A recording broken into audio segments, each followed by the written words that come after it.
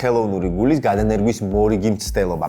უნიკალური ოპერაცია იერუსალიმის ჰადასას ჰოსპიტალმა ჩაატარა. სრულიად ხელოვნური გული გადაუნერგეს 63 წლის მამაკაცს. ხელოვნური გული შედგება ტიტანისა და ბიოლოგიური, ანუ ცხოველური ქსოვილებისგან. შეიცავს სენსორებს, რომლებიც ავტომატურად არეგულირებს სისხლის ნაკადს პაციენტის საჭიროების შესაბამისად. კომპლექსური 7 საათიანი პროცედურა საჭიროებდა დიდ სამედიცინო ჯგუფს, რომელშიც შედიოდნენ კარდიოლოგები, კარდიოქირურგები, ანესთეზიოლოგები, ინტენსიური თერაპიის სპეციალისტები, საოპერაციო ოთახის ექთნები და გულ-ფილტვის აპარატის ტექნიკოსები. ასევე ოპერაციაში მონაწილეობდნენ ხელოვნური გულის ავტორები. ფრანგული სამედიცინო ტექნოლოგიების კომპანია Carmati 2008 წელს სწორედ ერთი მიზნით დაარსდა სრულიად ხელოვნური გულის შექმნისთვის. დამფუძნებელია ცნობილი ფრანგი პროფესორი გულსისხლძარღვთა ქირურგი ალენ კარპენტიერი, რომელიც მსოფლიოში აღიარებულია ხელოვნური სარქველების ინოვაციებით. იდეის ავტორმა გუნდში შემოიერთა Airbus გრუპის ინჟინრები, რათა პროდუქტის შექმნაში ტექნოლოგიები გამოიყენათ მექანიკური და საავიაციო სიზუსტით. პირველი ხელოვნური გულის სახელწოდება აესონი. ადამიანის გულის სრულიად ხელოვნური გულით ჩანაცვლების მორიგი ოპერაცია მაისის ბოლოს შედგა. ეს მნიშვნელოვანი ნაბიჯია კარდიოქირურგიის განვითარებაში და ზოგადად მედიცინაში. გამარჯობა, მე გუგა ვარ და ეს პაციენტის მეათე ვიზიტია. სამედიცინო კალენდრის მიხედვით 21 ივნისს იოგას საერთაშორისო დღეს აღნიშნავენ. არა მარტო პროფესიონალები, მიმდევრები და მოყვარულები. ეს დღე გაერომ 2009 წელს დააარსა. იოგა არა მარტო ფიზიკური, არამედ მენტალური და სულიერი ბალანსის პრაქტიკაა. ხელს უწყობს სტრესის მართვას, შფოთვის შემცირებას, სხეულის მოქნილობას და ტკივილების შემცირებას. ჰორმონალურ ბალანსს, გულსისხლძარღვთა და იმუნურ ჯანმრთელობას. რატომ 21 ივნისი? პირველი, ეს დღე ზაფხულის ბუნიაობაა და ყველაზე გრძელი დღეა წელიწადში. და მეც ითვლება, რომ იოგაში ეს არის დღე, როცა პირველმა იოგმა ადი იოგიმ დაიწყო ცოდნის გადაცემა. დღეს მსოფლიოში და სასიხარულოდ საქართველოშიც იოგას არაერთი ცენტრი არსებობს, ასევე დამხმარე აპლიკაცია თუ ვიდეო ვერსიები.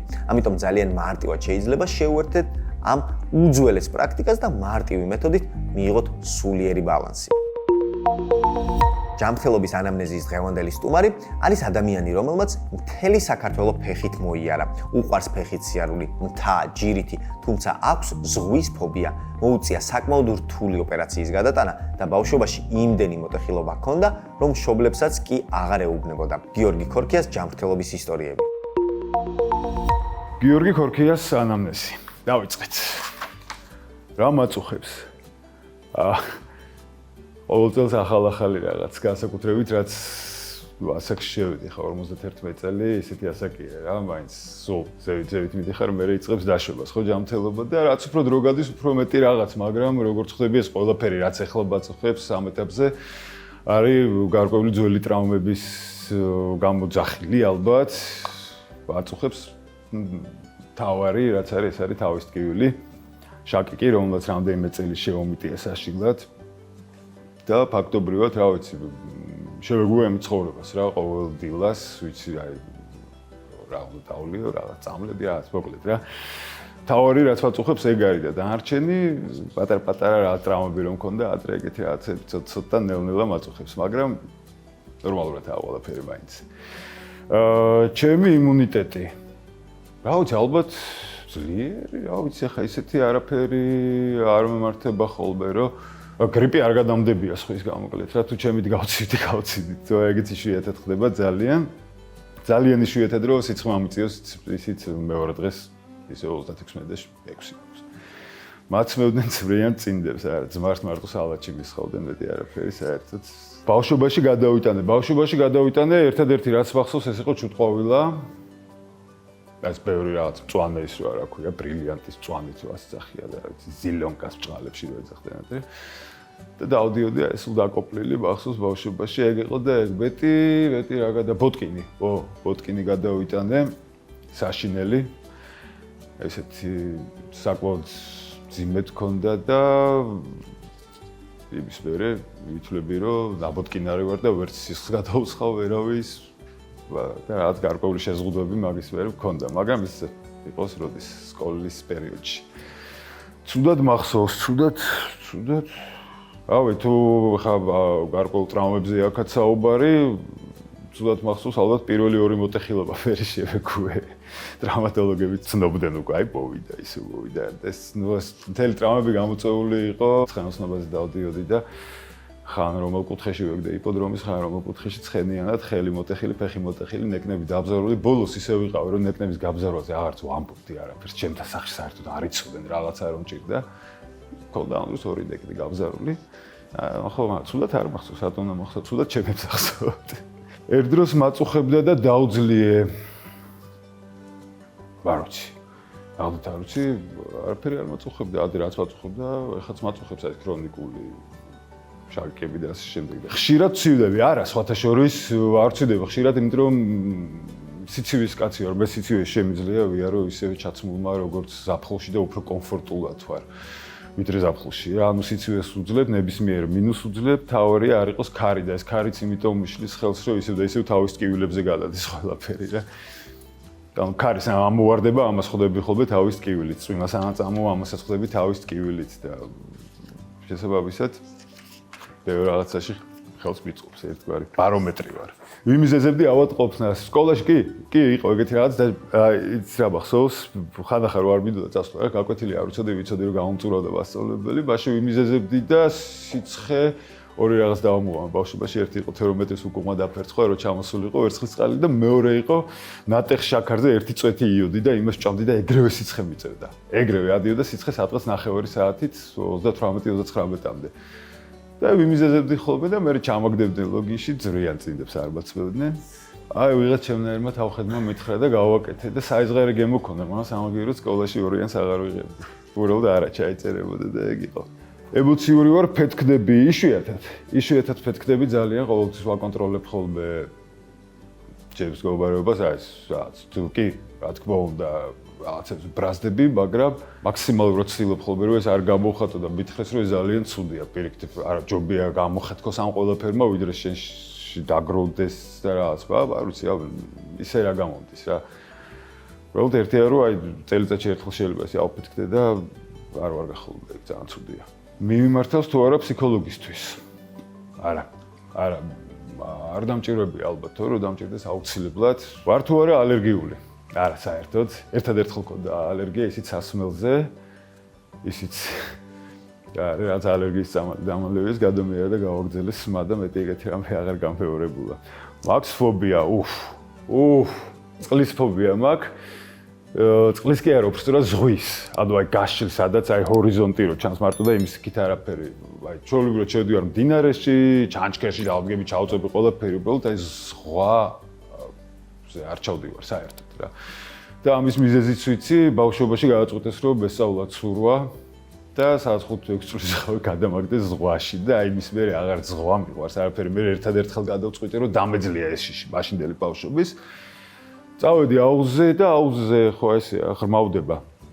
იქეთ სახლი ისეთი აუზი იყო, აქეთ კიდე იყო თქვა 1.20 მეტრი, აქეთ იყო 9 მეტრი სიღრმე და მწვრთნელმა მითხრა რომ ისინი როა ეს ხელის მოსაკიდებელი რა დაროშკებს რო ეძახიან. ამ ბილიკი.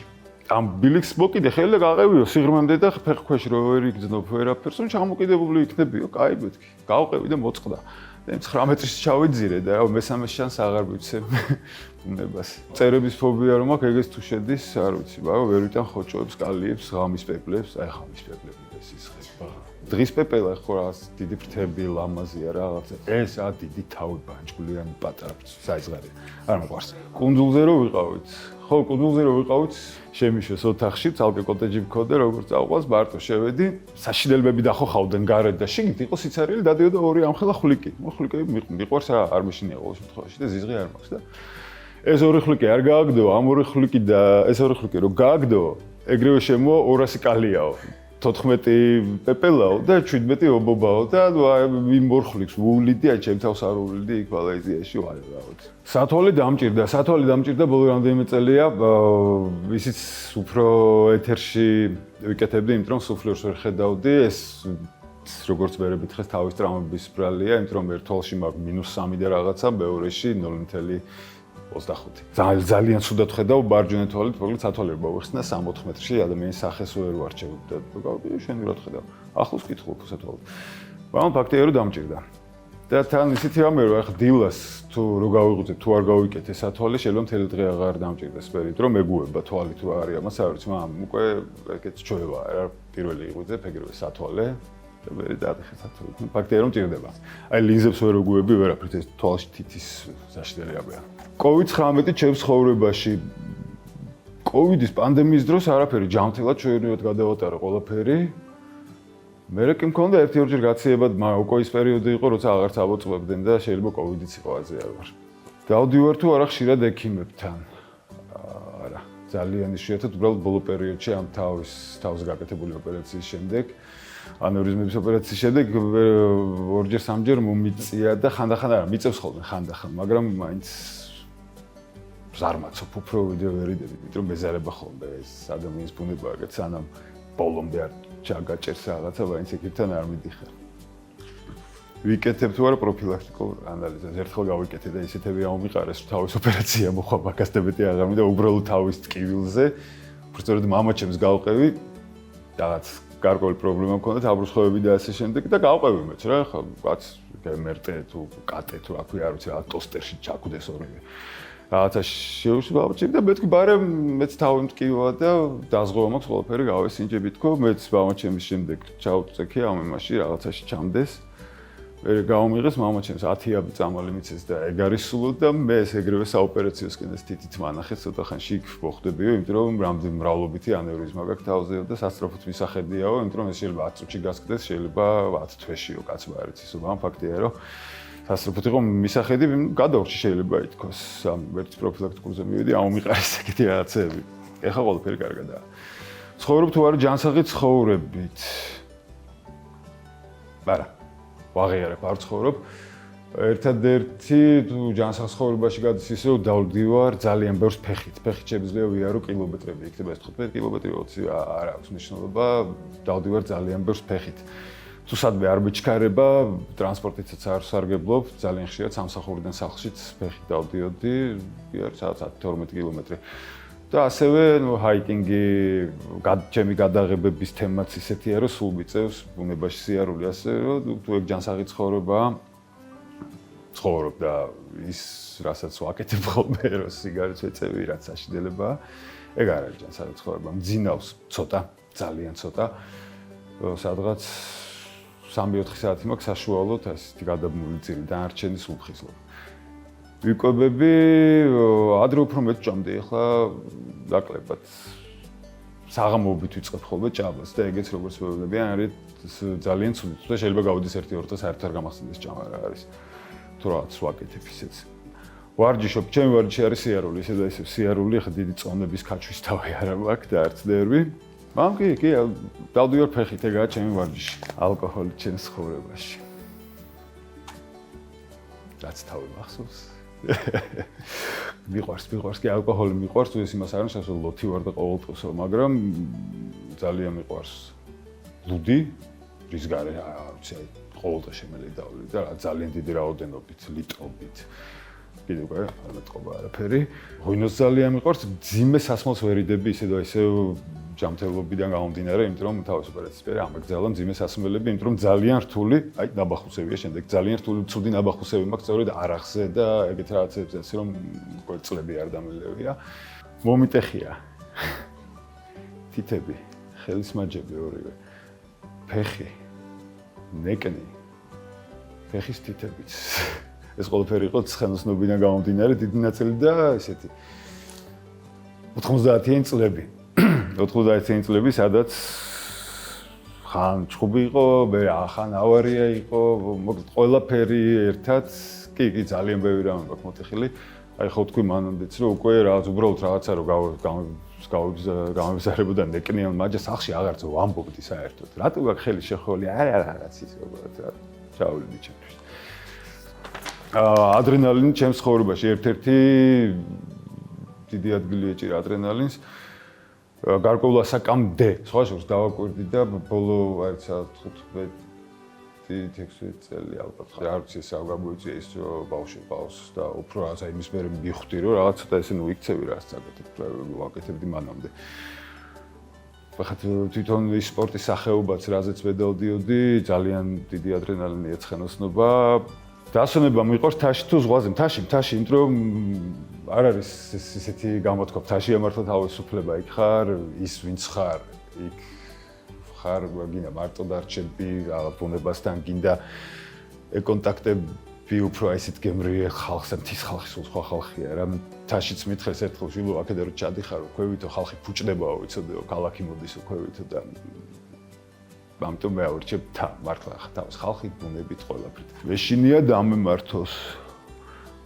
ყველაზე უფრო მეშინია, ყველაზე უფრო მეშინია თვალის ექიმების დარბი და თვალზე დავემართოს რა მე, რომ თვალში მართლა წვეთების ჩასხმაც მიჭირს, აი თითის მიტანა მიჭირს ახლოს თვალთან, იმიტომ ვერ ისო ვერც ლინზებს ვერაფერს და თვალზე არ დავემართოს არაფერი, დანარჩენი რაღაცნაირად გაუკლავდებით. მე ვარ გიორგი ქორქია და მე ვარ პაციენტი. ზოგადად ბევრს ვლაპარაკობთ ჯანსაღ ცხოვრებაზე, კვებაზე, ჰაერზე, თუმცა ყველაზე ნაკლებად ჩვენ თავად უწყობთ ხელს ჩვენს ორგანიზმს. არ ვუფიქრდებით მარტივი წესების დაცვას.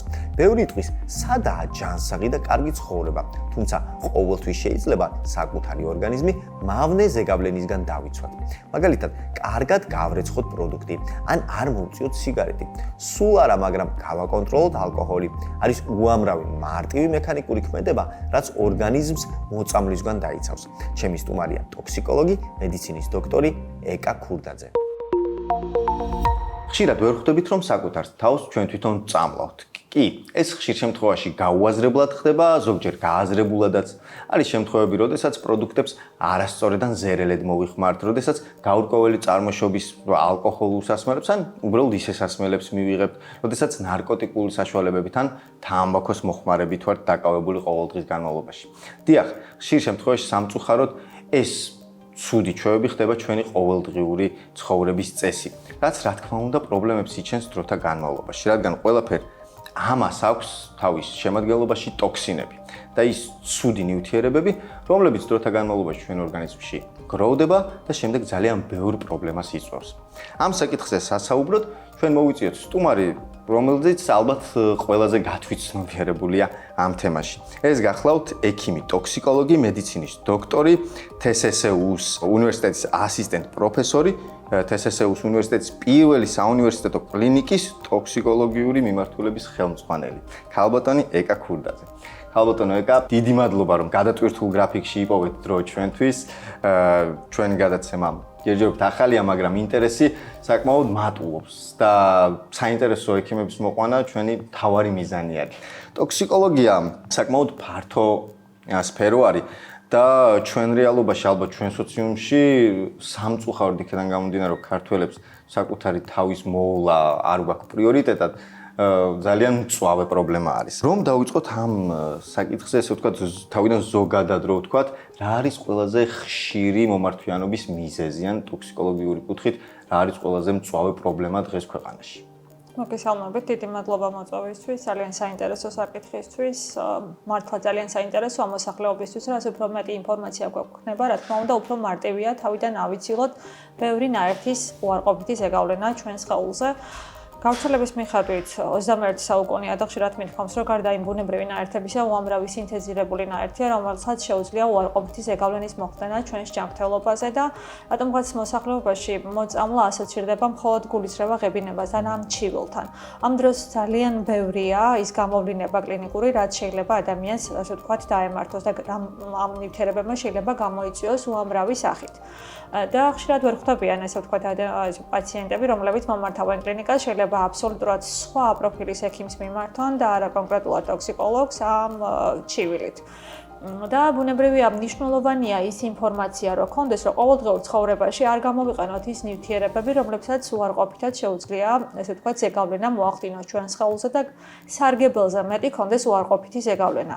გავრცელებულია, მოდით ესე დავაკონკრეტებ, რომ უშუალოდ ტოქსინს რაც შეეხება, შეიძლება იყოს როგორც ფარმაცევტული ნაწილი, ზოგადად ესე მოიაზრება სამეცნიერო ნაწილში, რომ არ არსებობს ნივთიერება, რომელსაც არ შეუძლია უარყოფითი ზეგავლენის მოხდენა ჩვენს ორგანიზმში. რა თქმა უნდა, ბევრ ფაქტორზეა დამოკიდებული და დავყოთ ესე ჩვენს ორ ნაწილად. ერთი დიდი ჯგუფია ფარმაცევტული ნაწილი, მედიკამენტების ძალიან დიდი ჯგუფი და მოგეხსენებათ საქართველოში ძალიან დიდია მოხმარება.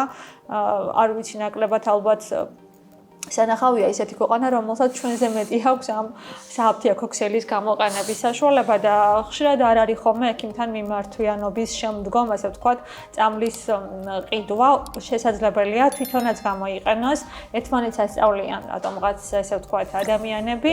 შეიძლება, ასე ვთქვათ, დაყოფა რო არის მედიკამენტები, რომლებიც ხელმოსაწვდომი შეიძლება იყოს და ყველაფერზე ექიმს ვერ მიმართავს ადამიანი, მაგრამ არის ჯგუფი, რომლის ყიდვა ექიმის რეკომენდაციის გარეშე მკაცრად კონტროლირებადია და არ უნდა გამოიყენოს ადამიანმა.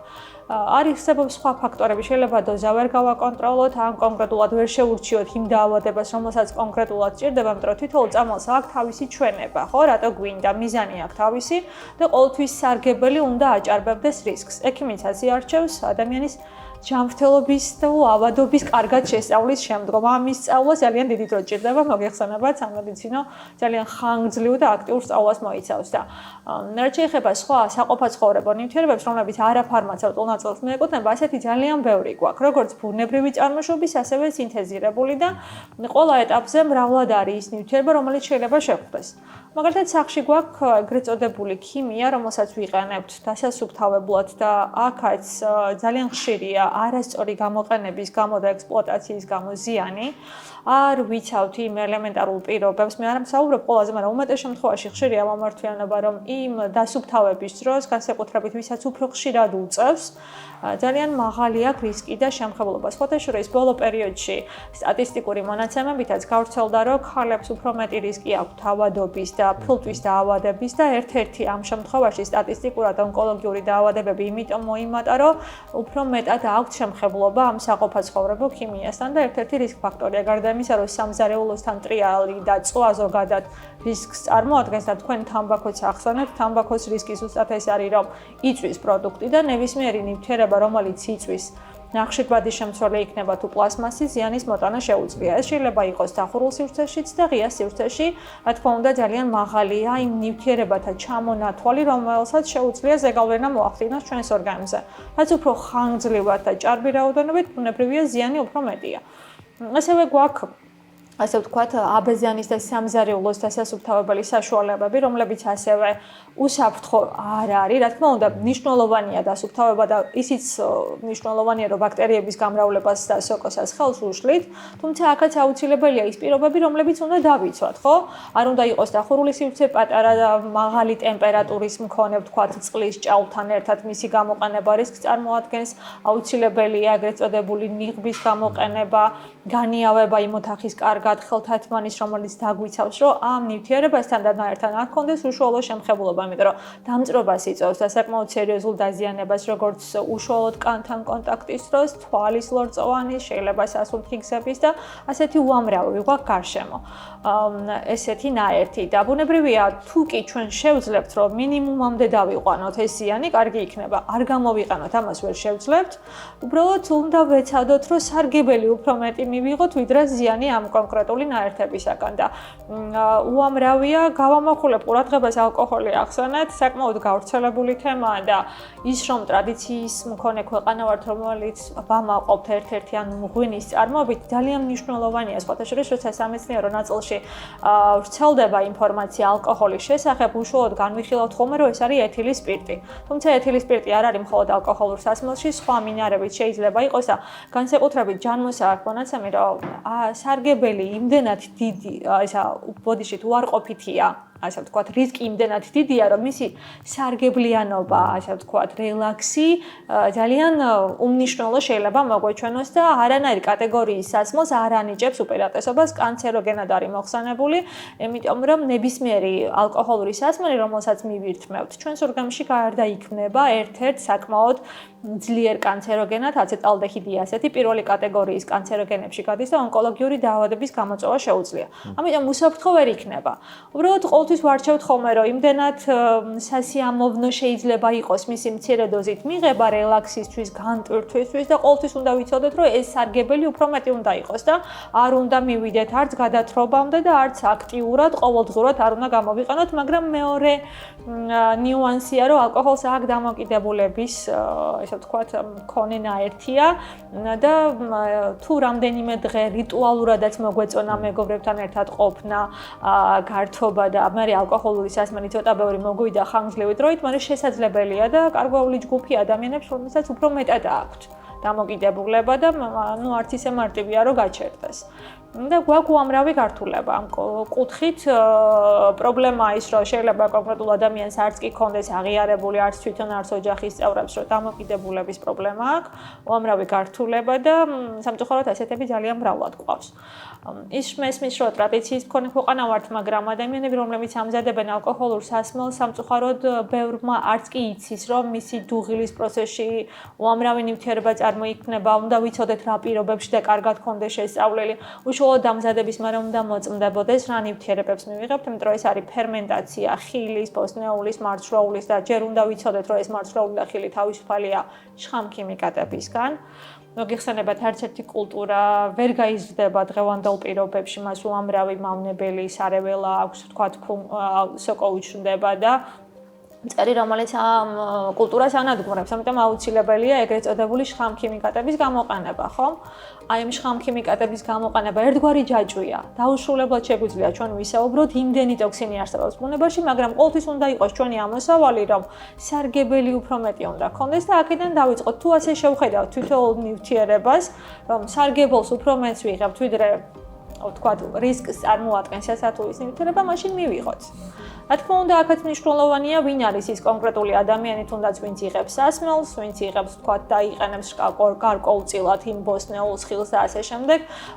უამრავი ტოქსინია ბუნებაში, ძალიან შორს წაგვიყვარს ჩამოთვლა, ძალიან ხშირად ვრცელდება ხოლმე სხვადასხვა ნივთიერებები, რომ ეს ყოფილა თურმე პროდუქტში. ბუნებრივია, უამრავია. ცოტა ხნის წინ იყო ესე ვთქვათ, გაჟღერებული, რომ თითქოს ნულოვანი მაჩვენებული უნდა იყოს თითოეულ ნაერთში ერთ-ერთმა მეცნიერმა ახსენა და ჩემთვის ცოტა გაუგებარია, შეუძლებელია თავისუფალი იყოს რომელიმე პროდუქტი იმ მავნე ნაერთებისგან. ეს არ არსებობს და თუნდაც მედიკამენტი ერთი პერიოდი სახუმარო თემაც იყოს, რომ იმდენი გვერდითი ჩვენება აქვს და უკუჩვენება თითოეულ მედიკამენტს, რომ როგორ შეიძლება ამის გამოყენება და ასეა. ვერაფერს ვერ ვიზავთ, თითოეულ მედიკამენტს აქვს თავისი გართულება, მაგრამ ვიცით იმ კონკრეტული მიზნის დროს, იმ კონკრეტული დაავადების დროს, რომ მისი სარგებელი იმდენად მაღალია, ის უარყოფითი, მინიმალურია პრაქტიკულად და ყოველთვის ასე არჩევს ექიმი, რომ ამ კონკრეტულ მედიკამენტს და ასე ხელწამოსაკრავი არ არის არც ერთი მედიკამენტი და ამიტომ ვურჩევ თითოეულ ადამიანს, რომ პროფესიონალის გარეშე ნუ მიიღებს ამ კონკრეტულ მედიკამენტს, იმიტომ რომ შესაძლებელია ინდივიდუალურად ამ ადამიანისათვის მიუღებელიც კი აღმოჩნდეს.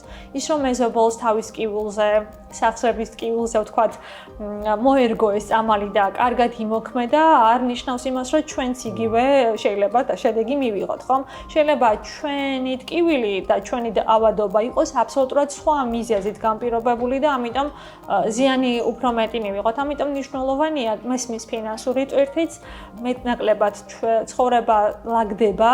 ყოველთვის ისე არა როგორც ჩვენ გვინდა და მნიშვნელოვანია დაზღვევის არსებობა, რომ მეტნაკლებად მოვახერხოთ საკუთარ ჯანმრთელობაზე ზრუნვა, ვიცოდეთ მინიმალური, თუმცა ერთი გამოსავალი გვაქვს ხოლმე ხშირად ძალიან ბევრი ნაცნობი გვყავს. ხშირად არის ხოლმე, რომ შეიძლება სატელეფონო კავშირი არა კონსულტაციითაც, უბრალოდ მეგობრული რჩევით იყოს იმ პროფესიონალის და თითოეულ ექიმს ეყოლება ასეთი ძალიან ბევრი პაციენტი, რომელიც საერთოდ არ მოდის ვიზიტზე, უბრალოდ სატელეფონო ცდილობს კონკრეტულად. ბუნებრივია ამ დროს რეკომენდაციებს ესე სიფრთხილით გავცემთ.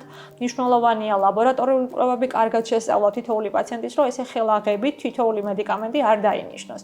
მით უმეტეს ჩემთვის საკმაოდ მტკივნეული თემაა, როცა ადამიანები კლინიკაში მოდიან არასწორი დანიშნულებით, თითოეული მედიკამენტის დოზირება, არასწორი დოზით მიღება, თითოეული ნაერთის, ეს რა თქმა უნდა ჩვენი კომპეტენცია, ტოქსიკოლოგიის პრეროგატივაა. მცირე რიცხოვანი ჯგუფი ვართ ტოქსიკოლოგების და მნიშვნელოვანია, რომ ზუსტად ჩვენთან მოხვდეს, იმიტომ რომ ხშირად არის ხოლმე, რომ ეს ცვლილებები, რაც ვითარდება ორგანიზმში, იმდენად ბიოქიმიისა და ცვლილებები, იმდენად ნატიფია, შეიძლება ლაბორატორიაში არც კი აისახოს და მერე ჩდება კითხვა, რომ თითქოს კონკრეტულად ამ ადამიანს არაფერი არ აწუხებს და ის ჩივილი თითქოს აგრავირებულია, თითქოს ადამიანის მოგონი ნამდვილი ხდება და რეალურად არ არის ასე, როცა ცვლილებები რეალურად გამოჩნდება ლაბორატორიულ კვლევებში, შეიძლება შეუქცევადიც კი იყოს პროცესი.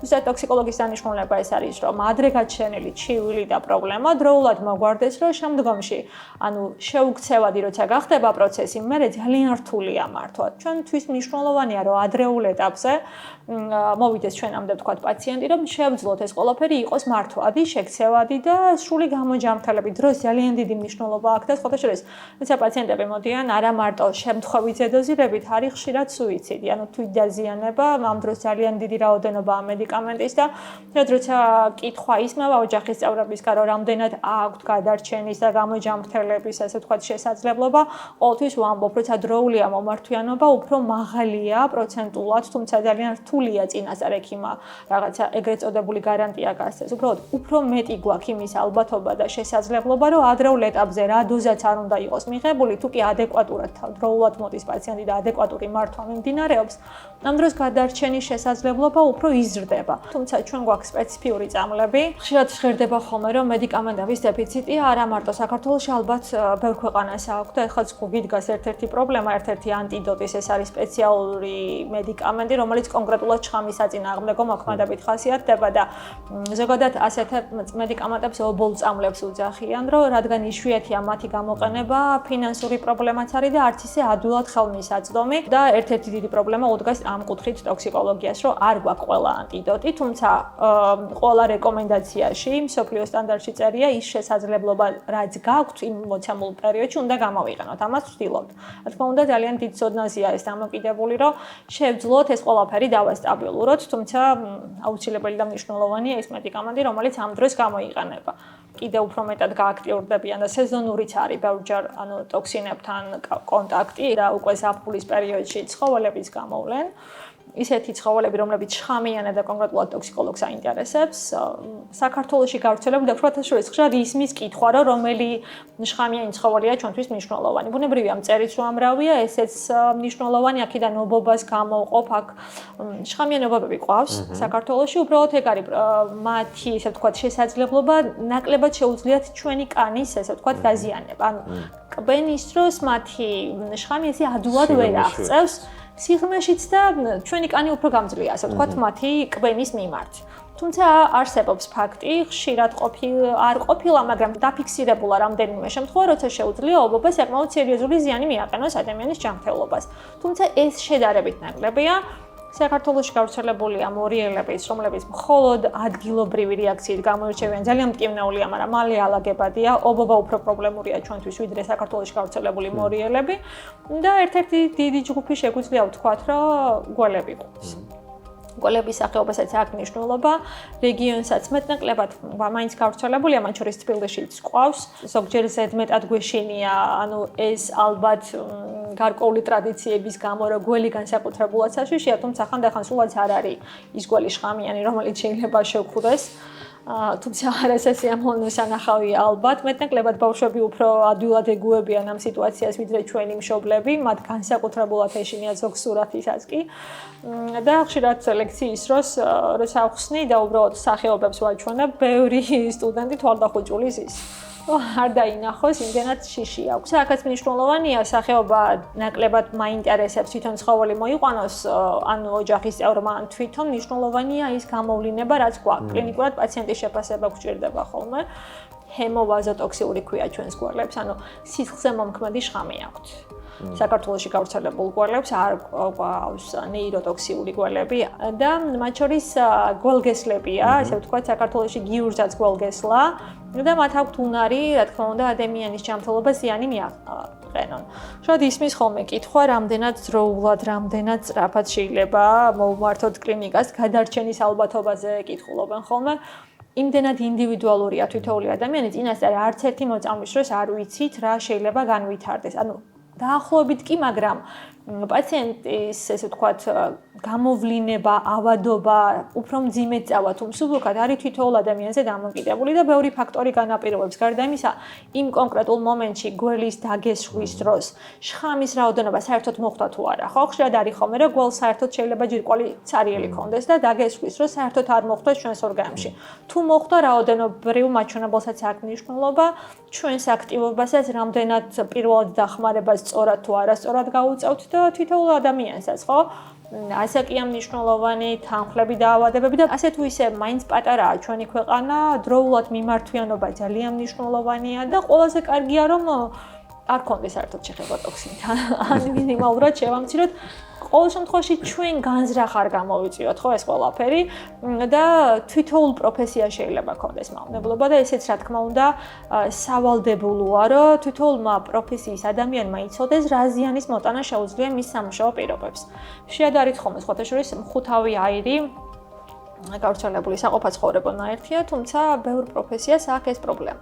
ის არის ნაერთი, რომელიც წვის შედეგად გამოთავისუფლდება და უხილავი მკვლელი ქვია, უსუნო უფერო აირია და უხმაურო. საერთოდ ვერ ხვდებით ისე ხდება ჩვენს ორგანიზმში და ცუდად განიავებად გარემოში უფრო მეტი, ესე ვთქვათ, რისკი გვაქვს. ადრე იყო ეს გავრცელებული მოსაზრება, რომ ცუდად დამონტაჟებული გამათბობლების პრობლემა იყო.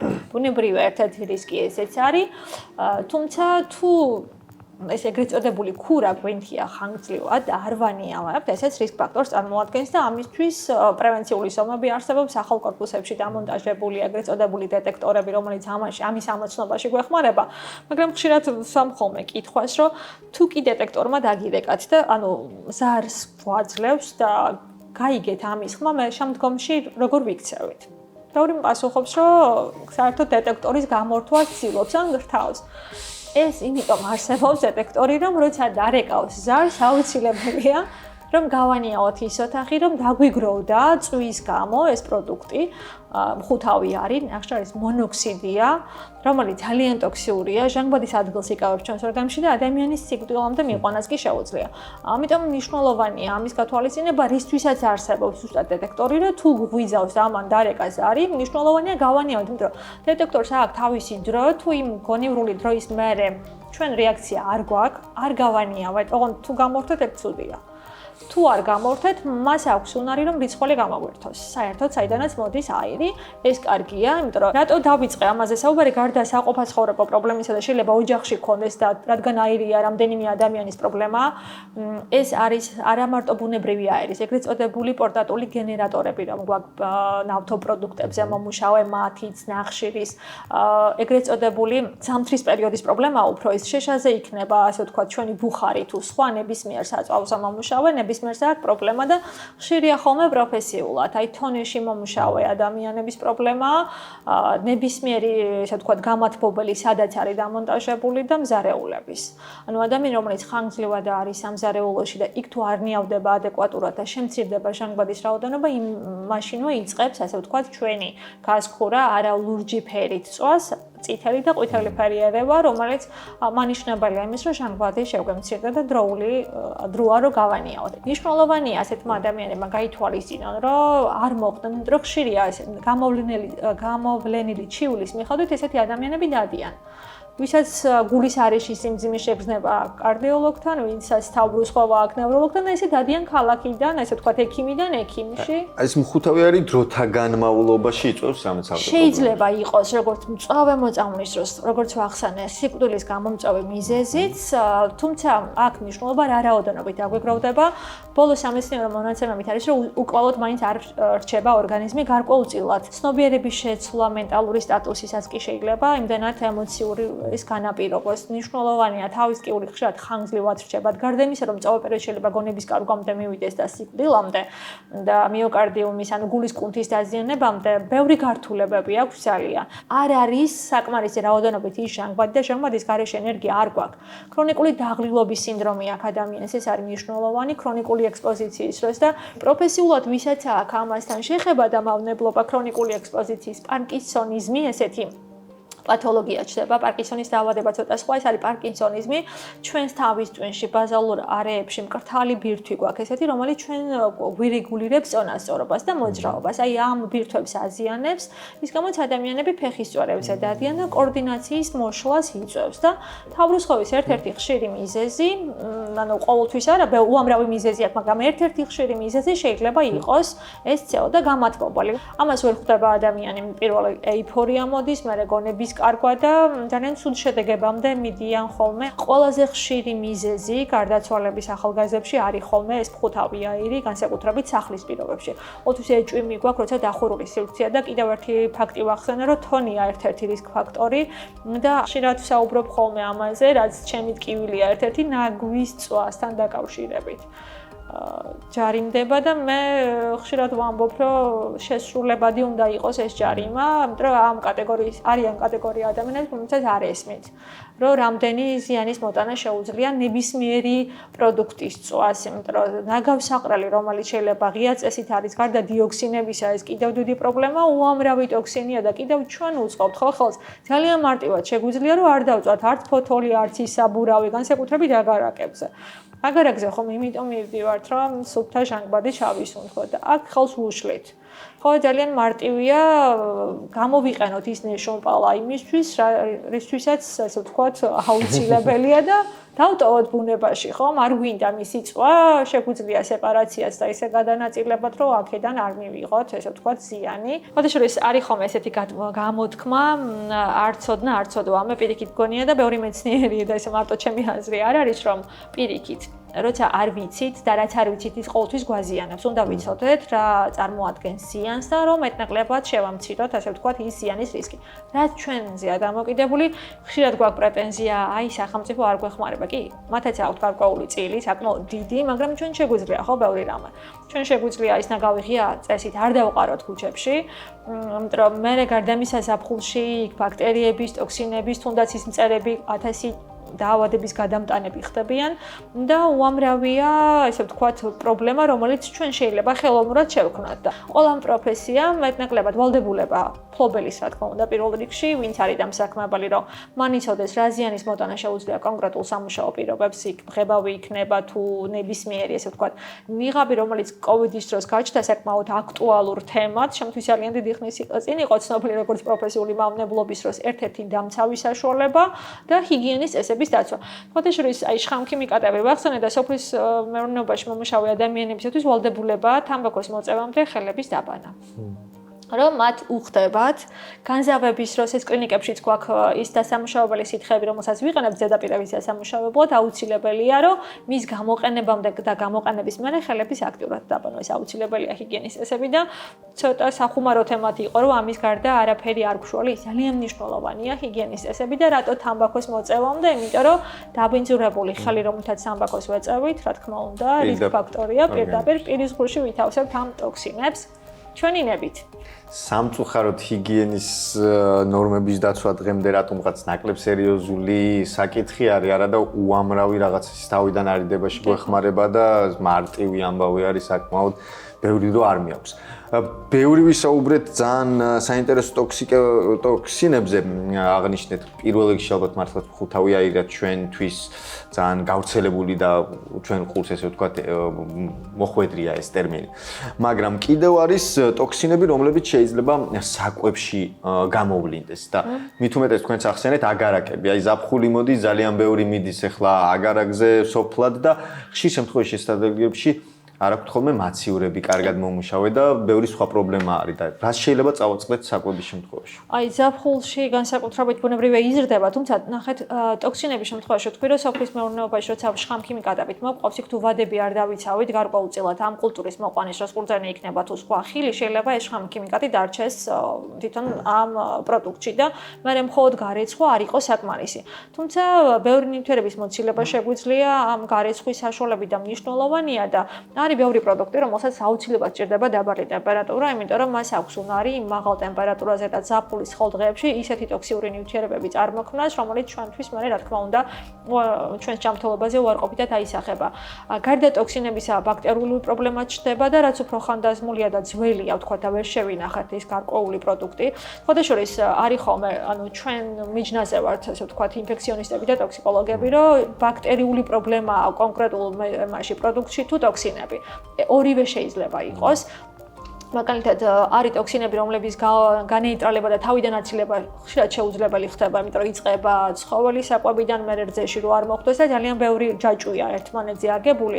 ცოტა ხნის წინ იყო ზუსტად აფლატოქსინის პრობლემა, იქ ცხოველის საკვები პროდუქტი არ უნდა იყოს ჯერ დაობებული და ადეკვატურად შენახული, მერე ცხოველის ჯაჭვიდან ხდება უკვე რძეში და რძით მერე შემდგომში ადამიანში და მეორე პრობლემაა თუ რძე თავის განსაკუთრებით ახალი მიღებული არ იქნა შენახული 4 გრადუსზე დაბალ ტემპერატურაზე მასა აქ უნდა არის კიდე სხვა ტოქსინი წარმოქმნას.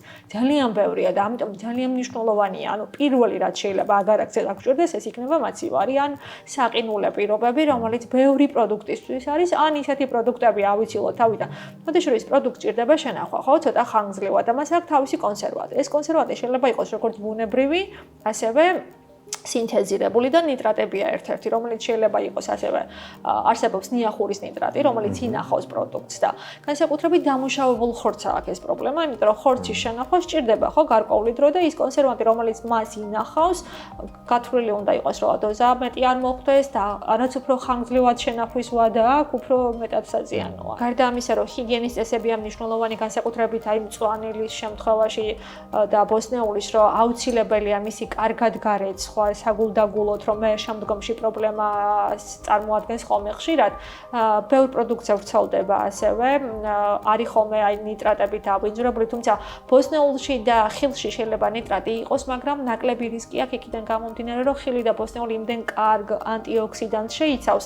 ეს რისკი პრაქტიკულად მინიმუმამდეა დაყვანილი. წყალია ძალიან მნიშვნელოვანი, იმიტომ რომ წყალშიც უამრავი ნაერთი შეიძლება მოხდეს და ყურადღებით უნდა ვიყოთ, რომ საიდან ვიღებთ იმ სასმელ წყალს, ესე ძალიან მნიშვნელოვანია, იმიტომ რომ ყველაზე მეტი მოხმარება ანუ საიდანაც გვაქვს, იქ არის ხო ყველაზე მეტი რისკი ბუნებრივია წყალი, ხილი, ბოსნეული. თუ არის საერთოდ რაიმე ისეთი რაღაცა ნუსხა პროდუქტების რომლებსაც თანაც უფრო ყურადღებით უნდა ვიყოთ. მაგალითად, გვახსოვს ალბათ ადრე იყო ხოლმე კონსერვებზე ეს საუბარი, რომ რისკის შემცვლელია იქ ბოტულიზმი იქნება თუ სხვა რაღაცები. ანუ კონსერვირებულ პროდუქტზე უფრო მეტად არის, როცა სახლის პირობებში ხდება. ანუ ქარხნული წესით უფრო მაღალ ტემპერატურაზე და ნაკლებია ეს ტოქსი.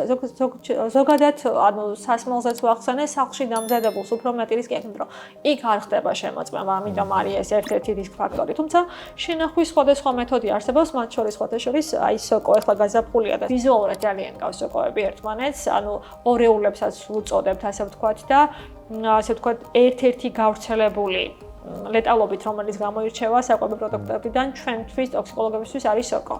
რომ ეს ქამას მსგავსია ეგრეთ წოდებული თეთრი ბილწა სახელწოდებით არსებობს, თუმცა ალბათ ნარკოტიკებიც ვახსენეთ, აღარ სოკოებს ადამიანები იყენებენ გაბრუების მიზნითაც, არსებობს ესეთი მაგიური magic სოკოებს უწოდებენ, რომელსაც აქვს უნარი, მას შეიცავს ისეთ პროტეინებს და ნივთიერებებს, რომელსაც აქვს ზუსტად ეს დამოკიდებულება და მასტიმულირებელი ეფექტი, ანუ ეს გარკვეულწილად არის ეგეთი ჯგუფი, თუმცა არის შხამიანი სოკოები, შეიძლება შეეშალოს ნებისმიერ ადამიანს განსაკუთრებით როცა თვითონ აგროვებს და ამ დროს ლეტალობის რისკი ძალიან მაღალია თუ დროულად არ მიმართა კლინიკას, ეს რა თქმა უნდა საშიშია და შებოლილ პროდუქცია პრობლემა.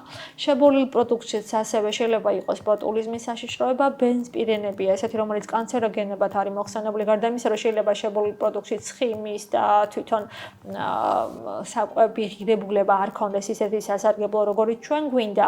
გარდა ამისა, შებოლვის პროცესში წარმოქმნილი ნაერთები შეიძლება ტოქსიური აღმოჩნდეს ჩვენთვის, ამიტომ განსაკუთრებული სიფრთხილე ამ კუთხით. ან არის ესეთი ლემა, მცენარე, რომელიც ფოთოლით შეიძლება ბოსნეულში აგვერიოს და ლენცოფაც და ლემასაც ორივეს აქვს ალკალოიდი, რომელიც ადამიანის ცნობიერების შეცვლას იწვევს. ესე მომენტალურად ადამიანი არაადეკვატური ხდება. რა თქმა უნდა, გარკვეული პარამეტრებიც ეცვლება და ჩემთვის ადვილია მოწამვლის ამოცნობა და მნიშვნელოვანია და სხვა შორის ძალიან მარტივად იხსნება, თუ დროულად დაისვა დიაგნოზი, გართულებები ნაკლებია, უამრავი კვლევა ტარდება ხოლმე და გვიან გვეძახიან ატომურად. ამ დროს ამის ალბათობაც არის და ყველაზე გავრცელებული ის არის, რომ ამ პროდუქტებზე ხშირად ამზადებენ ხოლმე ხალხური მედიცინის განკუთვნილ საფენებს ან შესაწამულ ნაერთებს და მე აღმოჩნდება შემთხვევით ისეთ ადგილზე, რომ სხვა ოჯახის წევრს ეგონა მაგალითად ღვინო ან სხვა არაყი, რომელიც გამზადებული იყო სახსრებისთვის და მათ ეგონათ, რომ ეს იყო დასალევი პროდუქტი და ამგვარად მოხვდნენ კლინიკაში. ან ბევრი განზრახი იყენებს, იმიტომ რომ გაბრუებისა და ჰალუცინაციების ეფექტი ნამდვილად აქვს. სხვადასხვის ბევრი ადამიანს აქვს მოსაზრება, როცა მოდის პაციენტი, ხშირად მეუბნება, რომ აი მცენარეული წარმოშობის მედიკამენტი დაუნიშნო, გონია რომ მცენარეული წარმოშობის ნაკლებად პრობლემური არა, დროს ძალიან ძლიერი შეიძლება იყოს და ცოტა სტუდენტებთანაც ხუმრობით ხშირად მithქვამს, რომ აბა რომელი მცენარეული წარმოშობის, ესე ვთქვათ, მედიკამენტია საკმაოდ ძლიერი. მათ შორის კოკაინით მცენარეული წარმოშობისაა, მორფიუმით და უამრავი ესეთი ძლიერი პროთის უფრო ადვილად მისახვედრი იქნება მსმენელისთვის, რომ უამრავია, რომელიც მცენარეული წარმოშობისაა, მაგრამ საკმაოდ ძლიერია თავისი მოქმედებით. ყოველთვის უნდა ვიცოდეთ მიზანი კონკრეტულად მცენარეული წარმოშობის რომ არის თუ არა, ხშირად პაციენტს რომ ეკითხებით რა მედიკამენტს ვამს, ისეც არაფერს, მცენარეულია. არ არის უსაფრთხო, არც მცენარეული, თუ უმიზნოდ გამოვიყენეთ ბუნებრივია და მნიშვნელოვანია ამის გათვალისწინებაც. თქვენ ახსენეთ სოკოები და სხვათა შორის ახლა გამახსენდა რომ საკმაოდ პოპულარული გახდა მსოფლიოში და საქართველოში სამკურნალოდ გამოყენებული ეს მეიჯიკ სოკოები მცირე დოზებით რომლებსაც იღებენ. ეგრეთ წოდებული წითელი შხამაა ესეთი და თავჭედილა, რომელსაც აქვს ეს წითელი შხამა, ბევრისთვის ცნობილია, ეგ საბავშვო ფილმიდანაც ალისია, სადაც ეს მაგიური სოკოა წითელი ფორმის, აქვს თეთრი წინწკლები. ზუსტად ეს თეთრი ნაწილია სამკურნალოდ კილოგამაყუჩებელი ეფექტისთვის გამოიყენება, მაგრამ მცირე რაოდენობით და ესეც უნდა იყოს მედიკამენტი. მედიკამენტი გადის ძალიან დიდ შემოწმებას მრავალწლიან შერცხოველებზე, მაგრამ ადამიანზე და ძალიან ბევრი ნიუანსი, ძალიან ბევრი მეცნიერი სწავლობს იმას, რომ რა სარგებელი აქვს, რა მავნებლობა და ეს ხელაღებით ავიღოთ და დოზა ვერ განსაზღვროთ, ძალიან რთულია. ამ სოკოს გურიაში ცად ამაყვანასაც უძახიან, ჭყავანას, ანუ ზუსტად ეგეთი ეფექტი აქვს თავისი გამოყენების მერე ამ ჩვენ მაგიურ სოკოს, რომ ამ ეფექტებით არის, ესე ვთქვათ, სახასიათო, თუმცა ფსილოციბინი და LSD-ც არის ეგეთი, რომელიც მცენარეული წარმოშობისა ერთი პარაზიტია, ასე ვთქვათ, ჭვავის რქის, ანუ სოკოა, საიდანაც წარმოიქმნება და მცირე დოზაში შეიძლება სეროტონინის ბედნიერების ჰორმონის გამომუშავებას ხელს უწყობს, მაგრამ გულჩევნია არ გავრიცხოთ. იმიტომ რომ თუ დიდი რაოდენობით მოგვივიდა, ბევრი გართულება აქვს, მათ შორის ავთვისებიანი ჰიპერთერმია, რომლის მართვა ძალიან რთულია. ძალიან ხშირია ბულყრითი განტვერთვები, ეგრეთ წოდებული კრუნჩხვა და მერე ცდილობენ ადამიანები ენა დაუჭირონ ერთმანეთს, რომ არ გადაეყლაპოს, ენა არ გადაეყლაპება, უბრალოდ უსაფრთხო პოზა უნდა მივაღებინოთ ადამიანებს მნიშვნელოვანია, რომ მოდუნების დროს, სასუნთქი გზები, გულაღმაწოლის დროს და სხვადასხვა ალკოჰოლის დროსაც ერთ-ერთი გართულება ლეტალობის, ანუ სიკვდილიანობის ამ კუთხით იზრდება, რომ იმდენად დუნდება ჩვენი ორგანიზმი და თანღებინების რეფლექსია ადამიანს, ეგ არის პრობლემა, რომ გულაღმა არ უნდა იწვეს. გულყრაა ხომ ერთ-ერთი მიზეზი, შეიძლება ნებისმიერ ალკალოიდს ჰქონდეს. ალკოჰოლის გარდა საკმაოდ გავრცელებული გახდა ენერგეტიკული სასმელები. დღეს თან ახალგაზრდებში და მოზარდებში და ხშირად ალკოჰოლთან ერთად. ბატონო, სხვათა შორის აი ალკოჰოლით მოწამვლის დროს, როცა სტუდენტებს და მომავალ ექიმებს ვასწავლეთ რეზიდენტებს, ამ დროს ხალს უსვამთ ხოლმე, რომ ალკოჰოლით მოწამვლაზე, როცა ეჭვია, არ გამოვიყენოთ ის მედიკამენტი, რომელიც გულის კუნთს დააზიანებს და კარდიოტოქსიურობით ანუ გამოირჩევა. ამ შემთხვევაში ალკოჰოლს აქვს ძალიან დიდი რისკი. უშუალოდ ეთილის სპირტი, რასაც გვიფუჭებს, ნეიროტოქსინია გვადუნებს, სუნთქვის ცენტრს აჩერებს და ერთ-ერთი დიდი პრობლემაა გულსჯავრთა სისტემაზე მოქმედება. ძალიან სწრაფად ხდება სისხლძარღვების გაფართოება, წნევის დაცემა და გულის, ესე ვთქვათ, რითმის აჩქარება. შეიძლება არითმიაშიც გადაიზარდოს. თუ ქრონიკული მომხმარებელია, უფრო მეტი რისკი აქვს ასეთ ადამიანს. ბევრი ნიუანსის გამო, ანუ ერთი მიზეზი არა აქვს ალკოჰოლს, რამდენიმე მიზეზი აქვს, რის გამოც შეიძლება გულის კუნთი დაგვიზიანოს. და ამ შემთხვევაში კიდე დამატებით ენერგეტიკული სასმელი, რომელიც ასევე მასტიმულირებელია, კოფეინის შემცველი, უმეტეს შემთხვევაში ან ისეთი ნივთიერების, რომელსაც შეუძლია ასევე გაზარდოს გულის რითმის სიხშირე და პრობლემაა კიდევ შარდმდენი თვისებება, გამოშრობას უწყობს ხელს ისევე როგორც ალკოჰოლი. ეს არის ერთ-ერთი პრობლემა და ჰიპოვოლემია ქვია ასე მდგომარეობას, მასთან ასოცირებული უამრავი გართულება გვაქვს, იმიტომ რომ ყველა ორგანოს ჭირდება სითხე და მაქსიმალურად გაფართოებით რომ შენელდება შედარებით და არ ჭირდება ჩვენს ორგანიზმის შენელებული სისხლის მონოქცევა აუცილებელია, თუმცა მასტიმულირებლები პირიქით იწვევს, მაგრამ შეიძლება სისხლს დარღვევისთვის არ იყოს ცუდი, ესე ვთქვათ, ბალანსირებულად ალკოჰოლის და ენერგეტიკულის მიღება ცოტა აფხიზლებს, მაგრამ სამაგიეროდ გულის რითმის დარღვევის თვალსაზრისით და ორგანიზმის გამოშრობის კუთხით საკმაოდ უარყოფი და დაისახება ჩვენს ჯანმრთელობაზე და ახალგაზრდებშიც კი ნახეთ, ახალგაზრდა რომელიც ალკოჰოლსაც იღებს, ამ ენერგეტიკულ სასმელსაც შეიძლება დაღლილია თავისი ცხოვრების რეჟიმიდან, ღამე ნათევია, კიდე სხვა მასტიმულირებელს, კიდე ნიკოტინს ეწევა, ნებისმიერ სხვა ასეთ საშუალებას, ნიკოტინიც იგივე მასტიმულირებელია და ასე ვთქვათ, რითმის დამრღვევი პირიქით აჩქარებს, ვიშრობს ორგანიზმს, მაგრამ შეიძლება ელექტროლიტული დისბალანსი წამოვიდეს. ამ დროს მნიშვნელოვანი მიკროელემენტი, რომელიც არის კალიუმი და ნატრიუმი, ჩვენს ორგანიზმში შეიძლება ამის ბალანსი დავარღვიოთ და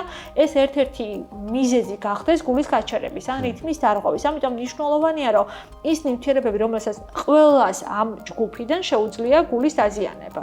და საკმაოდ გაახალგაზრდავდა ეს პათოლოგიები, ასე ვთქვათ, ძალიან ახალგაზრდა შეიძლება დაემართოს მიოკარდიუმის ინფარქტი, რომელიც უფრო ხანდაზმულ ასაკში იყო და მოდაშოულოს ბოლო პერიოდში გაიყო ესე 40 წლამდე და 40 წლის ზემოთ. ყველაზე ცუდი ასაკი ესეა მოაზრებული, რომ 40 წელს მიახლოვებული ადამიანების შეიძლება უფრო ახალგაზრდას თუ მავნეჩვეები და რა თქმა უნდა ხანდაზმულობაზე აქვს და პერიოდს, აი მწეველობის დროს, მწეველობის რა პერიოდი გვაქვს, ხო? ალკოჰოლის მოხმარების დროს რა პერიოდი და სამწუხაროდ ბევრი ფაქტი ვიცი, როცა ძალიან პატარები. და ალბათ ესია, ხო, ან ტოქსიკოლოგია არ ეხება ერთ ორგანოს, არ ეხება ერთ კონკრეტულ პრობლემას, ის შეიძლება ეხებოდეს ყველა. კი, მაგასაც მოგახსენებთ, ანუ ჩვენ ტოქსიკოლოგიაში არსებობს, როგორც მეცნიერებაში, შერჩევითობის თეორია. ყველა ნივთიერებას თავისი სამიზნე აქვს ორგანიზმში. შეიძლება კონკრეტული რეცეპტორის, ანუ ადგილი დაიკავოს, მაგრამ ეს რეცეპტორი კონდეს კონკრეტულად ნერვულ სისტემაში ყველაფერს. ანუ თავის ტვინიდან დაწყებული პერიფერიამდე, ფეხის ფრჩხილამდე ამ ნეირონებში იყოს ის მიმღები, ესე ვთქვათ, რეცეპტორი, რომელსაც იმოქმედებს. ჰემოგლობინი არის, ესე ვთქვათ, მაცოცხლებელი და ჟანგბადის მიმცემი მთელი ორგანიზმისთვის.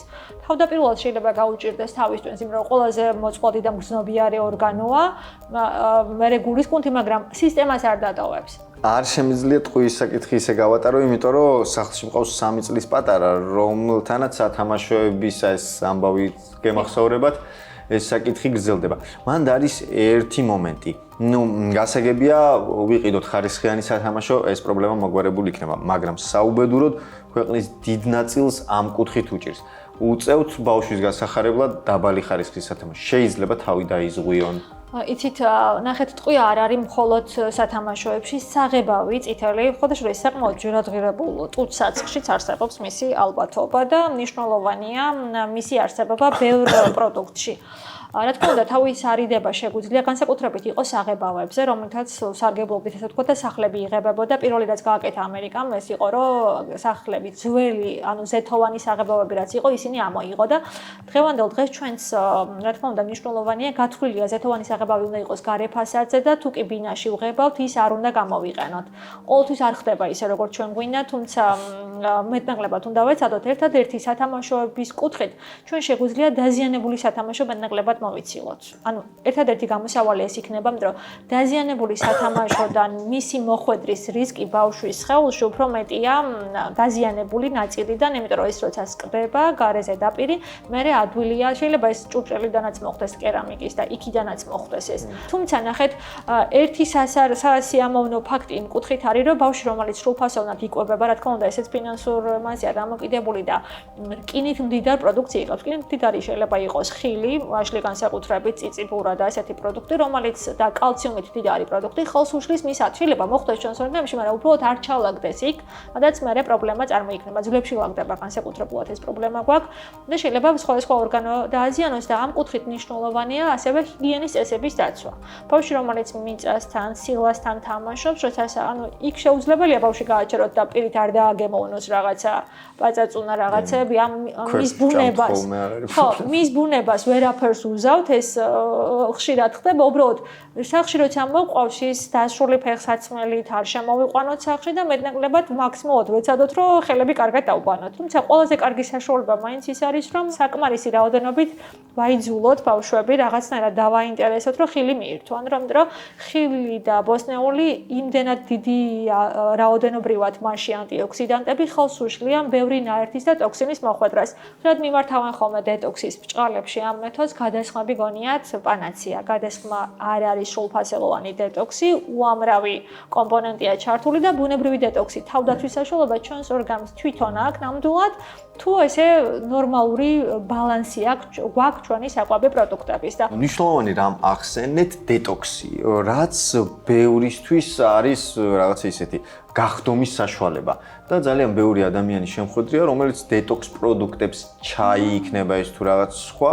საკმაოდ ჭარბად მოიხმარენ და აი ამის გადაჭარბება პრობლემასთან არის. პრობლემაა საკმაოდ სერიოზული, სხვათა შორის ჯერ უნდა ვიცოდეთ ადამიანს კი შეიძლება ამ დროსაც გავთვალოთ და გავმიჯნოთ, რომ შეიძლება წონის მატება და სიმსუქნეც დაავადებაა და მისი სიჭარბე შეიძლება ზიანის მომტანია და აუცილებელია რაღაცა პროდუქტით, უბრალოდ უნდა გავითვალისწინოთ ის პროდუქტები, რაც შეიცავს. შედარი რომ შარდეინთვისება აქვს და მიკროელემენტებსაც ვკარგავთ, აუცილებელია მისი შევსება და როცა ცხიმის წვა აქტიურია ჩვენს ორგანიზმში, ლიპოლიზი როცა მიმდინარეობს, ამ დროს მჟავა პროდუქტები გროვდება. ეს მჟავა პროდუქტები ჩვენს ნორმალურ ფლორას და სისხლის რეოლოგიას, ასე ვთქვათ, რაც აუცილებელია ჩვენთვის, ამას გვიცვლის და მერე ბევრი რამე ირღვევა ჩვენს ორგანიზმში. ეს რო დავაბალანსოთ და არ დაუკარგოთ, ანუ ძალიან დიდად არ გადავხაროთ ნორმისგან ჩვენი, ასე ვთქვათ, ორგანიზმი, ამიტომ მნიშვნელოვანია წყლის ადეკვატური მიღება და იმ მიკროელემენტების და ხილის და ბოსტნეულის, ანუ მარტო ამით, რომ მხოლოდ ის გახდეს ჩვენი ცხოვრების წესი, რომ ეს მივიღოთ, არ შეიძლება. ძალიან მნიშვნელოვანი ფაქტია, რომ ის დანაკარგი, რაც სითხის სახით იკარგება, წყლით შევივსოთ. ბევრს გქონია, რომ წყალს თუ მიიღებს, წნევა აუწევს მაგალითად. თუ მარილიან საკვებს არ მივირთმევთ, წყალი არ ჩერდება ჩვენს ორგანიზმში, პირიქით გამოიყოფა, უბრალოდ ბალანსი უნდა შეუნარჩუნოთ ჩვენს ორგანიზმს და ვაცადოთ თირკმელს, რომ ადეკვატურად იმუშაოს. სხვაგვარად დაგროვდება მჟავა პროდუქტები, რომლებიც კუნთების კივილსაც გამოიწვევს და ძალიან ცუდად აისახება ჩვენს ჯანმრთელობაზე, ბევრს აწუხებს ხოლმე რითმის დარღვევა და გულზე აისახება ძალიან ცუდად. გასახდომის საშუალებები ბევრ ესეც ალკალოიდ შეიცავს, რომელსაც აქვს რითმის შეცვლის უნარი და ამიტომ მნიშვნელოვანია გავთვალოთ კონკრეტულად რას ვიყენებთ, რამდენად მისაღებია და შეიძლება ჩვენი ჯანმრთელობისათვის და რამდენად ვიცავთ ბალანსს. თუ კი ხილის წვენს მივირთმევთ იქ, ანუ ანტიოქსიდანტები ვახსენე, ესე ხილი და ბოსტნეული ჯობიათ ესე ცოცხლად და არა წვენის სახით. თუმცა ბევრი მიმართავს და მის წვენსაც იღებს, ასე ვთქვათ, დაბლენდერებულს ან გამოწვეულს, ესეც მისაღებია და კი ბატონო, ბევრი რამეზე ვისაუბრეთ, ძალიან საინტერესოზე და მაყურებელს ვეტყვი, რომ ცხრის ნახევარია საღამოს და ქალბატონი ეკა უნდა დაბრუნდეს კიდევ უკან საავადმყოფოში. სამწუხაროდ იმდენ დრო არ გვაქვს, რომ ბევრი ვისაუბროთ. ბოლოსკენ დაგისვავთ ორ ტრადიციულ კითხვას ჩვენი გადაცემისთვის. პირველი არის, რატომ გადაწყვიტეთ ექიმობა და რატომ ეს მიმართულება? ექიმობა ზოგადად ალბათ სკოლის მოსწავლე, რომელიც კარგად სწავლობდა, ჩემ დროს ალბათ ისე იყო, რომ აუცილებლად ექიმი უნდა ყოფილიყო ოჯახის წევრებისთვის მათი მკურნალი. დღემდე ხშირად დავაყ ამაზე, რომ მე არ ვარ სპეციალისტი, რომელიც გჭირდებით და ტოქსიკოლოგია, იმიტომ რომ და რა თქმა უნდა, მე რასაც სწავლობ, ძალიან სასიამოვნო ხდება შენთვის ეს მიმართულება და ალბათ სწორი იყო, ესე ვთქვათ, ჩემი მშობლების ზეგავლენა ამ კუთხით, რომ ჩემთვის ძალიან სასიამოვნოა, არ ვიღლები შემიძლია ვთქვა. ხშირად შეიძლება ჩემი კოლეგები ისმენ ჩემს ზონს, რომ ძალიან ვიღლები, მაგრამ ამ კუთხით მართლა ეს არის ძალიან სასიამოვნო და ხშირად მithქვამს ხოლმე ჩემი სტუდენტებისთვის, რომ ამაზე კარგი ნარკოტიკი. როცა პაციენტი გამოჯამრთელებული ხდება, თან ჩვენი კონტინგენტი მეტნაკლებად უფრო ჯამრთელია, რომელსაც უეცრად შეეცვალა ეს მდგომარეობა გარკვეული ნაერთის ზემოქმედების მიმართ და ძალიან დიდია, ესე ვთქვათ, ამ შემთხვევაში ის ენერგია და დადებითი მიიღო პაციენტისგან, რომელიც ნამდვილად შენი დახმარებით, ესე ვთქვათ, დადგა ფეხზე, გამოჯამრთელდა და შენ შეძელი თუნდაც პატარა ღიმილი მოგეტანა მისთვის ან მისი ოჯახის წევრისთვის. ეს ძალიან კარგი ემოციაა ჩვენთვის, როგორც არ უნდა ვიღლებოდეთ, როგორი დაუფასებელიც არ უნდა იყოს, როგორც ფინანსურად, ისე ემოციურად ჩვენი პროფესია, ალბათ ეს გვაქვს ექიმებს, რის გამოც არ ტოვებთ ამ პროფესიას. თავიდან ხო შეიძლება მშობლების გავლენა იყო, მაგრამ დღეს ვთვლი, რომ სწორი არჩევანი იყო და მყავდა ლექტორი, ჩემი ერთ-ერთი პედაგოგი, ვინც ასე ვთქვათ, მომწამლა ტოქსიკოლოგიით და დღემდე შემორჩი ამ პროფესიას, მინდა ეს დარგი იყოს საქართველოში, ფეხზე დადგეს. საუნივერსიტეტო კლინიკაში ჩემი ასე ვთქვათ, დაბრუნება და გადასვლა სულ ახალი განყოფილება გვაქვს, ჯერ პატარები ვართ 5 თვე რაც არსებობს ეს დეპარტამენტი ახლად შექმნილი და ეს მინდა გახდეს საფუძველი მომავალი ექიმების ჩვენთვის მნიშვნელოვანია შემდგომი ეტაპი ახალი თაობის გაზრდის. ამიტომ მინდა რომ ეს პროფესიას უფრო მეტი დაფასება ქონდეს, უფრო მეტი შესაძლებლობა. იმედია წარმატებას მიაღწევთ, იმიტომ რომ მთელი ქვეყნისთვის ძალიან კარგი იქნება თუ მაგ მიზნებს, რომლებიც დასახული გაქვთ, შეასრულებთ. და მეორე კითხვა, ჩვენი სახელწოდებიდან გამომდინარე, როგორი პაციენტი ბრძანდებით? ცუდი, როგორც კოლეგები მეუბნებიან, სხვათა შორის იყო ერთ-ერთი შემთხვევა, როცა სოკოთი მოწამვლით საკუთარ განყოფილებაში ვიყავი და ჩემმა კოლეგებმა მითხრეს, შენზე ცუდი არავინ არ გვინახავს. მე ვიცოდი ამ დიაგნოზის მიმდინარეობა და ცუდია სხვათა შორის. ყოველთვის აღნიშნავენ, რომ ექიმები არ ვართ კარგი პაციენტები და ვცდილობ ის, რასაც პაციენტს ვთხოვ, რომ სკრინინგზე იაროს, ის რომ პერიოდულად შეიმოწმოს მისი ჯანმრთელობა, მეც ვცდილობ, რომ იგივე გავითვალისწინო და არ ვიყო, თუმცა როცა ალბათ აცნობიერებს შენს დაავადებას, მე გარკვეულწილად შეიძლება არ დაემორჩილო კონკრეტულს, თუმცა ალბათ ქრონიკული დაავადებაც არ მაქვს, რომელიც მაიძულებს უფრო ხშირი კონტაქტი მქონდეს კოლეგებთან და იმ წოთა პერიოდში, როგორც მითხრე, ძალიან ცუდი პაციენტი ვიყავი. კიდევ ერთხელ უღრმესი მადლობა, რომ დაგვითმეთ დრო. თემა არის საკმაოდ დიდი და თუ ჩვენს მაყურებელს ექნება კიდევ რაიმე პასუხგაუცემელი კითხვა, აუცილებლად დაგვიკომენტარებთ. ჩვენ კი დავემშვიდობებთ ქალბატონ ეკას და დაგემშვიდობებით თქვენ. მშობლებმა ბევრი რამ ვისწავლეთ ბავშვის აღზრდასთან დაკავშირებით. საბედნიეროდ ინფორმაცია ხელმისაწვდომია. ისიც კარგად ვიცით, რამდენად მნიშვნელოვანია ბავშვის განვითარებისთვის სათამაშო. თუმცა მაინც ვუშვებთ შეცდომებს. მაგალითად, არა ასაკობრივი სათამაშოების შეძენა. არ ვაკვირდებით მწარმოებლის ნიშანს, შემადგენლობას, ან თუნდაც რამდენად სწორედ ვუვლით. ჩვენი სიუჟეტი ერთგვარი მინიშნება, თუ რა უნდა ვიცოდეთ აუცილებლად სათამაშოს შესახებ.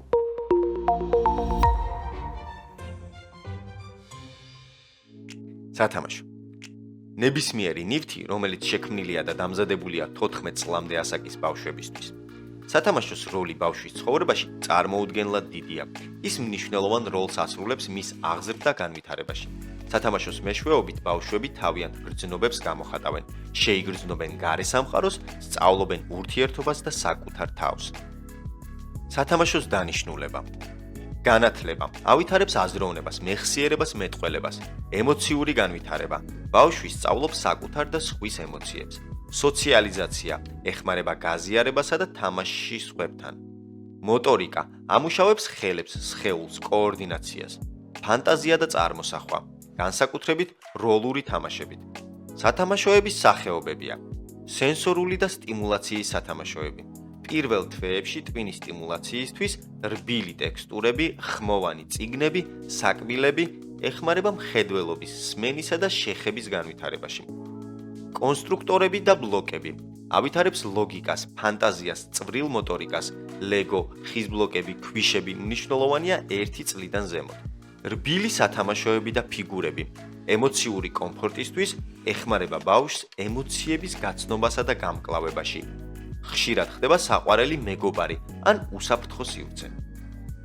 როლური თამაშების სათამაშოები სოციალურობისა და მეტყველების განვითარება, ექიმის ჩანთა, სამზარეულო, მაღაზია, თოჯინები.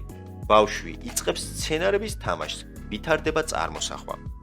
მოძრავი სათამაშოები დიდ მოტორიკასა და კოორდინაციას უწყობს ხელს, ბორბლებიანი მანქანები, ბილიკები.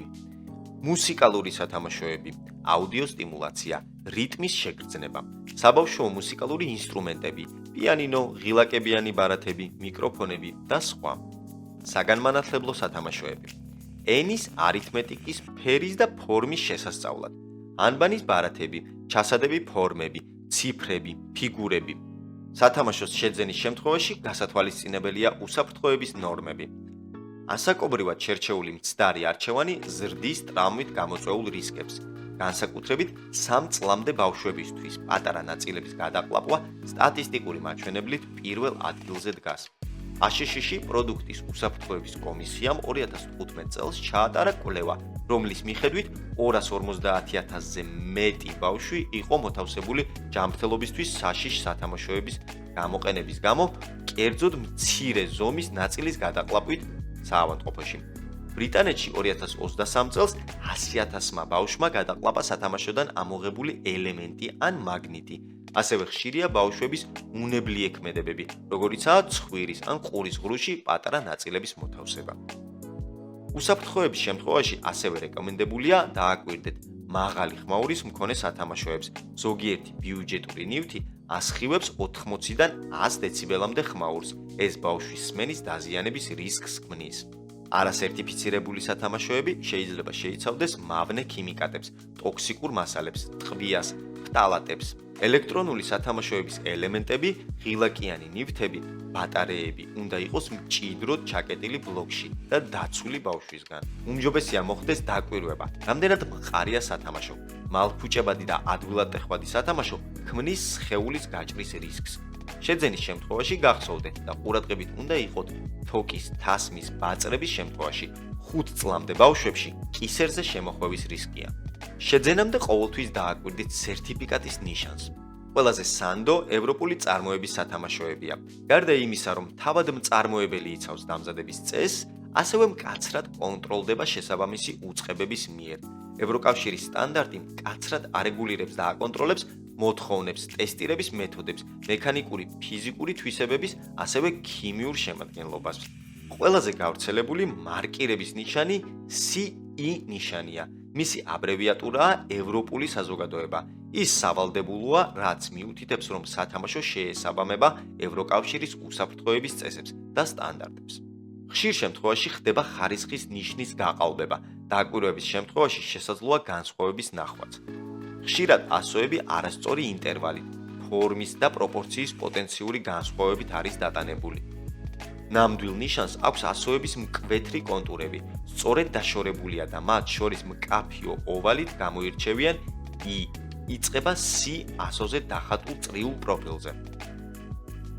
ყალბი ექსპორტის ნიშანს ხშირად აქვს ასოები ერთმანეთთან უფრო ახლოს, ხოლო ის შუა შტრიხი შეიძლება უფრო გრძელი იყოს, უსწორმასწორო და არათანაბარი. თუმცა ეს ნიშანი არ არის ერთადერთი. უკეთ ჩაძიების შემთხვევაში აღმოაჩენთ, რომ მწარმოებელი აწერს ზუსტ მარკირებას ყველა თავისი სერტიფიკატისთვის, ასე რომ შესაძლებელია, რომ შემდეგი სახის მარკირებები შეხვდეს სათამაშოებზე. Non-toxic BPA free ნიშნავს, რომ სათამაშო არ შეიცავს ტოქსიკურ ნივთიერებებს, როგორიცაა ბისფენოლი A. EN71. ეს სტანდარტი მიუთითებს, რომ სათამაშო დამოწმებულია ევროპის უსაფრთხოების ნორმებით, ფიზიკური და ქიმიური შემადგენლობის მიხედვით და ASTM ამერიკული უსაფრთხოების სტანდარტის დამაკმაყოფილებელი. FSC მიუთითებს, რომ ხის სათამაშო დამზადებულია მდგრადი მართვადი ტყის რესურსებიდან. GOTS and OKI-TEX გამოიყენება ტექსტილის ეკოლოგიურების დასადასტურებლად, მაგალითად, რბილი სათამაშოების უსაფრთხოებისას. ასევე ნივთის ანოტაციაში ყოველთვის უნდა იყოს მითითებული, რა სახეობის პლასტმასით არის დამზადებული.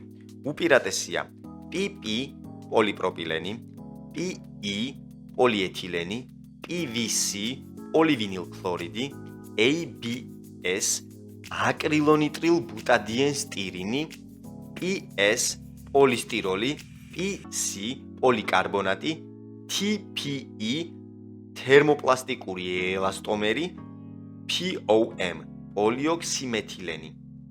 რისი გაფრთხილება აუცილებელია? უცნობი წარმომავლობის ძალიან იაფი სათამაშოები, სათამაშოები, რომლებსაც არ აქვთ არანაირი ნიშანი ან ეტიკეტი, მძაფრი სუნი შეიძლება ნიშნავდეს ქიმიური ნივთიერებების არსებობას. პლასტმასი, რომელიც რბილია, მალტეხვადია და საზიანო. გასათვალისწინებელია სათამაშოების მოვლის პირობები. მათ მუდმივად სჭირდება გაწმენდა, მოვლა, თუ განსაკუთრებით გაფანტულია ოთახში და იატაკთან ხშირი შეხება უწევთ. რბილი სათამაშოები უნდა პერიოდულად ირეცხებოდეს, რადგან მასში ბევრი ბაქტერია და ალერგენებიც კი გროვდება. უმჯობესია ინახებოდეს მტვრისგან დაცულ ადგილას. ნებისმიერ სათამაშოს აქვს საკუთარი დანიშნულება და ფუნქცია. არაასაკობრივად შეძენილი ან რაოდენობრივად ბევრი არ ნიშნავს ბავშვის სწორ განვითარებას. ფსიქოლოგებისა და ბავშვთა განვითარებაზე მომუშავე სპეციალისტების რჩევით, თავარია ბავშვმა მისგან მიიღოს შედეგი, ჰქონდეს ინტერესი, ჩართულობა და თამაშის სურვილი.